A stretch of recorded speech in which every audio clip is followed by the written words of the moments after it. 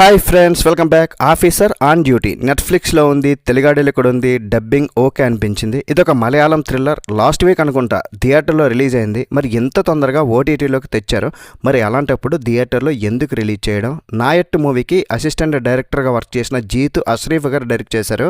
ఇది first debut movie. అతనికి 2 hours 5 minutes ఉంది. మీ ఫ్యామిలీతో హ్యాపీగా చూడొచ్చు. అడల్ట్ కంటెంట్ అయితే ఏం లేదు. మరి ల్యాగ్ చేయకుండా మూవీ ఎలా ఉంది అంటే పర్వాలేదు భయ్య, మరీ సూపర్ కేక తురుము అంత రేంజ్లో నాకేం అనిపించలేదు. కానీ it's okay.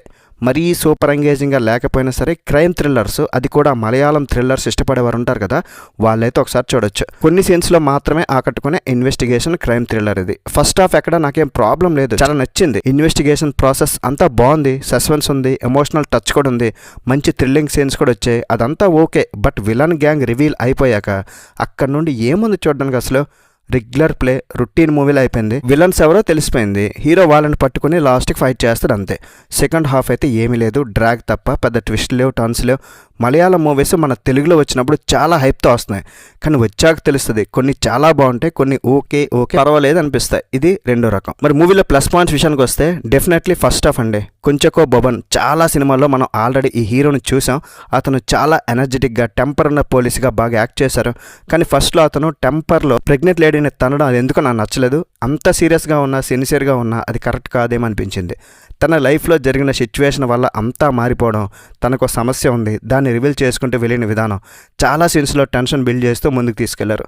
Villain gang definitely మూవీకి అయితే ప్లస్ అయ్యారు. 2 చోట్ల మాత్రం యాక్షన్ ఉంది. క్లైమాక్స్ యాక్షన్ సీన్ అయితే బాగానే ఉంది. మరి మైనస్ల విషయానికి వస్తే డెఫినెట్లీ సెకండ్ హాఫ్ అండి. ప్రియమని ఉన్నా లేనట్లే ఆ క్యారెక్టర్ని ఎవరైనా చేయొచ్చు. అసలు స్క్రీన్ స్పేసే లేదు. విలన్స్ దేనికోసం ఇదంతా చేసింది? ఒకటి కోసం అంతరిష్ట చేస్తారా?